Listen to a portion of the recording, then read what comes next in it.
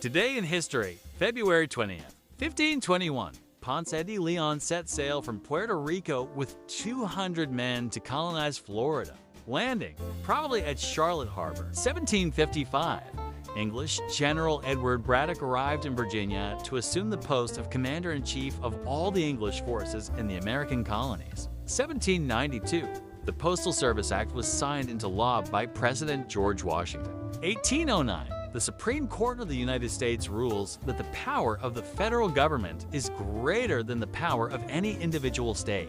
1815, War of 1812, the USS Constitution, under Captain Charles Stewart, fought the British ships Cyane and Levant. The Constitution captures both.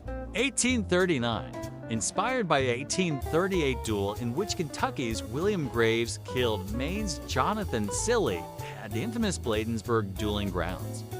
Congress passed legislation barring the practice of dueling in the District of Columbia. 1864, U.S. Civil War, Battle of Olustee.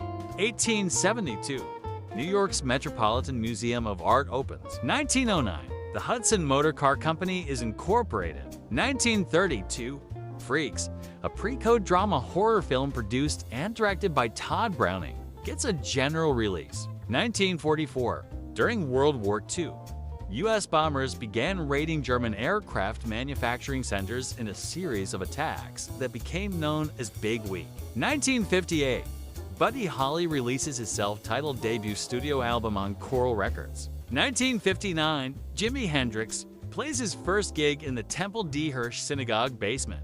1962, John Glenn aboard Friendship 7 becomes the first American to orbit the Earth. 1964, Art Blakey and the Jazz Messengers record their album Kyoto in New York City for the Riverside label. Also 1964, Hawkman #1 hits the stands. 1970, the Zap Sampler is released on the Bizarre label. 1971, for 40 minutes it seemed the end was near.